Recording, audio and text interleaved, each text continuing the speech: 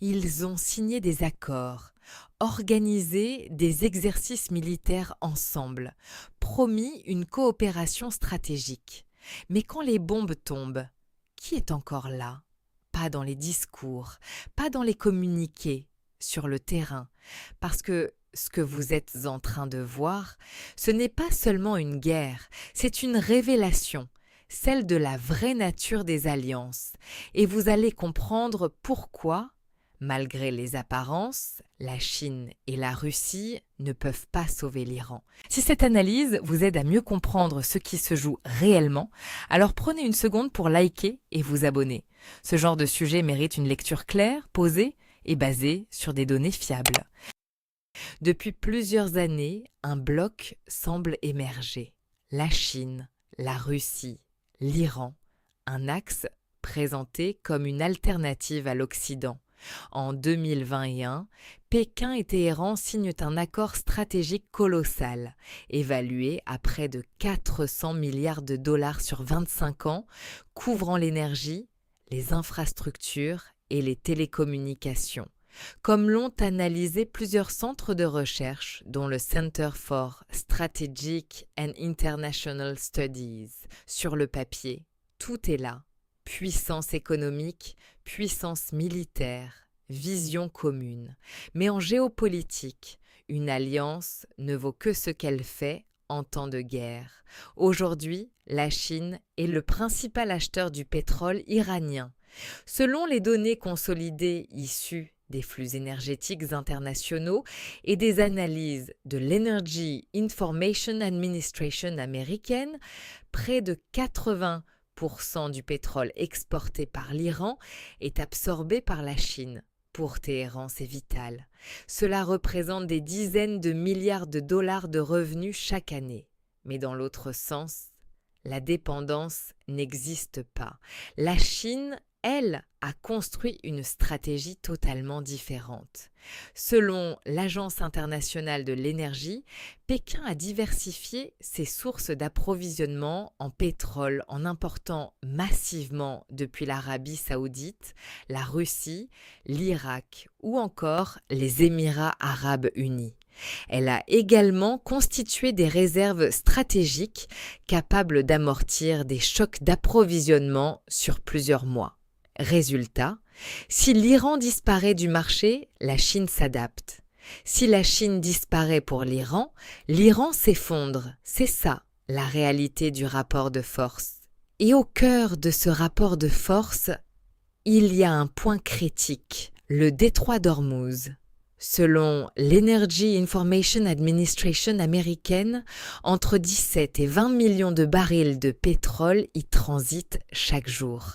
Cela représente environ 20% de la consommation mondiale. Mais ce que l'on dit moins souvent, c'est que selon l'Agence internationale de l'énergie, près de 20% du commerce mondial de gaz naturel liquéfié passe aussi par ce même couloir. Autrement dit, c'est une artère vitale de l'économie mondiale. Le paradoxe, en menaçant ou en bloquant ce détroit, l'Iran exerce une pression massive, mais il crée aussi un effet inattendu. Parce que ce détroit ne concerne pas seulement ses adversaires, il concerne aussi la Chine, l'Inde, les pays d'Asie et même certains de ses partenaires indirects. En frappant cette route, l'Iran touche aussi ceux dont il dépend. Alors, pourquoi la Chine reste en retrait? Parce que son calcul est global. 1. Risque économique. La Chine est profondément intégrée à l'économie mondiale. Elle exporte massivement vers l'Europe et les États-Unis. Un conflit direct mettrait en danger son modèle économique. 2. Équilibre au Moyen-Orient. Pékin entretient des relations étroites avec les grandes puissances du Golfe, Arabie saoudite, Émirats, Qatar. Soutenir militairement l'Iran reviendrait à perdre ses partenaires stratégiques. 3. Priorité stratégique. Taïwan. Enfin, la Chine concentre ses ressources militaires sur un objectif central, Taïwan. Un engagement au Moyen-Orient serait une distraction stratégique majeure. Côté russe, la situation est différente, mais pas plus favorable à l'Iran. La Russie est déjà engagée dans une guerre longue et coûteuse. Ses ressources militaires sont mobilisées. Et comme le soulignent de nombreux analystes militaires occidentaux, sa capacité à ouvrir un second front majeur est aujourd'hui limitée. Et il y a un facteur plus discret mais crucial, le prix de l'énergie. Selon l'Agence internationale de l'énergie, les exportations de pétrole et de gaz représentent une part majeure des revenus de l'État russe. Donc, chaque hausse des prix mondiaux renforce la capacité financière de Moscou. Autrement dit, une crise prolongée au Moyen-Orient peut servir les intérêts russes. La Russie agit donc avec prudence. Elle condamne, elle coopère en coulisses, mais elle évite l'escalade directe. Parce qu'une confrontation ouverte avec les États-Unis serait un risque majeur. Ce que révèle cette crise, c'est une vérité fondamentale. Toutes les alliances ne se valent pas. Il y a les alliances militaires et les partenariats économiques. La Chine achète du pétrole iranien, mais elle ne va pas envoyer ses soldats pour le défendre. La Russie coopère avec l'Iran, mais elle ne va pas sacrifier ses propres intérêts stratégiques. Et pendant ce temps, les conséquences sont bien réelles. Selon la Banque mondiale et l'Agence internationale de l'énergie, plus de 800 millions de personnes en Asie du Sud sont particulièrement vulnérables au choc énergétique. Pour ces populations, une hausse du prix du pétrole ou du gaz, ce n'est pas un graphique, c'est un choix, se chauffer ou se nourrir. Aujourd'hui, les tensions dépassent largement le Moyen-Orient. Selon le Stockholm International Peace Research Institute, le monde compte encore environ 12 500 ogives nucléaires. Et surtout, les conflits sont de plus en plus interconnectés. Ukraine, Moyen-Orient, Asie, chaque crise alimente les autres. Alors, l'Iran peut-il compter sur la Chine et la Russie ?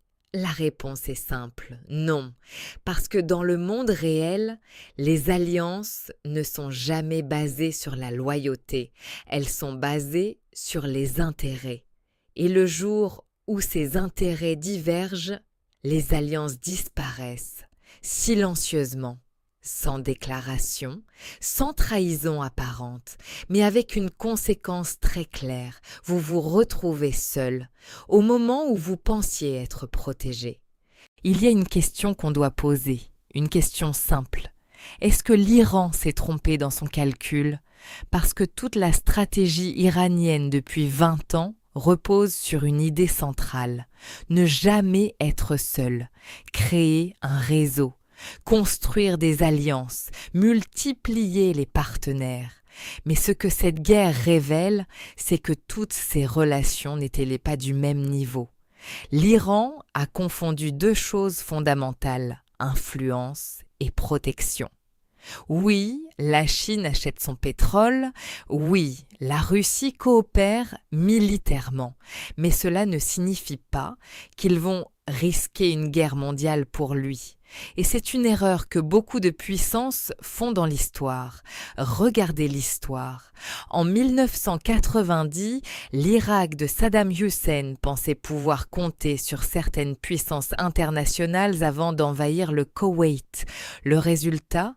Isolement total, intervention militaire massive, effondrement stratégique.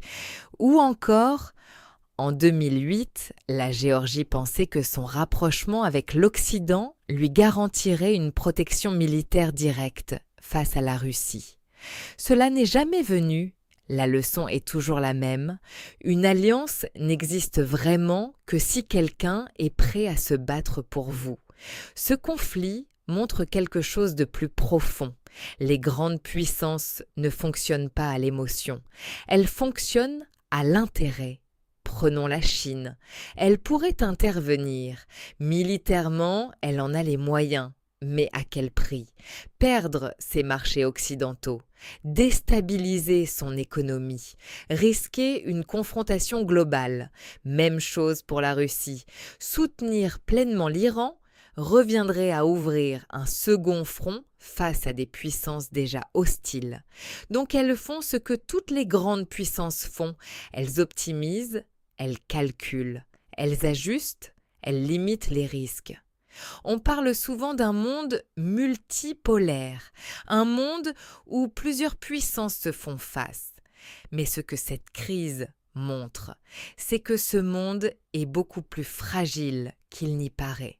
Parce que dans un monde multipolaire, il n'y a pas de leader unique, pas d'arbitre, pas de règles claires et surtout pas de garantie de soutien. Selon plusieurs analyses géopolitiques récentes, notamment relayées par des institutions comme la Banque mondiale ou des centres stratégiques occidentaux, le monde est entré dans une phase de fragmentation. Cela signifie une chose: chaque pays doit compter sur lui-même en priorité. Maintenant, il faut comprendre quelque chose de plus inquiétant. Le danger aujourd'hui, ce n'est pas seulement une guerre directe, c'est une escalade indirecte, parce que même sans intervenir officiellement, la Chine peut soutenir économiquement la Russie, peut fournir du renseignement d'autres acteurs, peuvent entrer dans l'ombre, et c'est exactement ce qui rend ce conflit dangereux. Il peut s'étendre sans déclaration officielle. Selon plusieurs experts en sécurité internationale, ce type de conflit hybride augmente fortement les risques d'erreurs de calcul et en géopolitique, une erreur de calcul peut suffire à déclencher une catastrophe. Revenons à quelque chose de très concret, l'énergie. Chaque tension dans le Golfe fait monter les prix. Et selon la Banque mondiale, une hausse prolongée du pétrole a des effets directs. Inflation, ralentissement économique, tension sociale. Mais ce que peu de gens réalisent, c'est que ces effets ne sont pas répartis de manière égale. Les pays riches absorbent à ce point le choc. Les pays pauvres le subissent.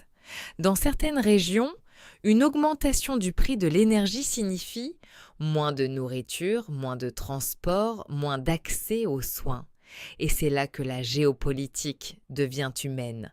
Parce que derrière les stratégies, il y a des gens, toujours, des familles en Iran, des civils en Israël, des travailleurs en Asie, des gens qui n'ont rien décidé, mais qui subissent tout.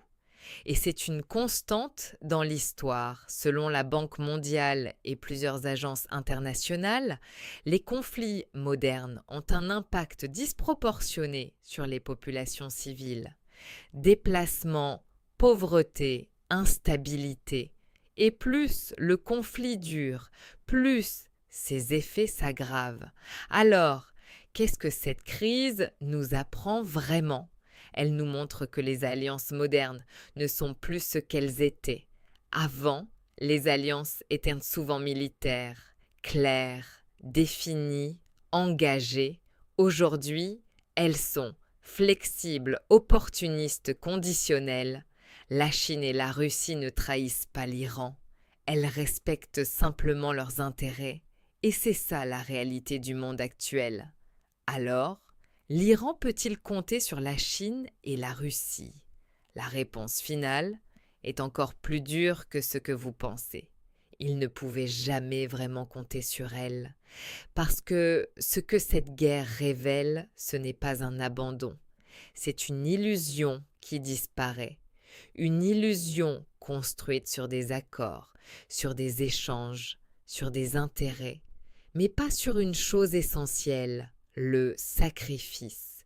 Et dans le monde réel, aucune puissance ne sacrifie sa stabilité pour sauver un autre pays.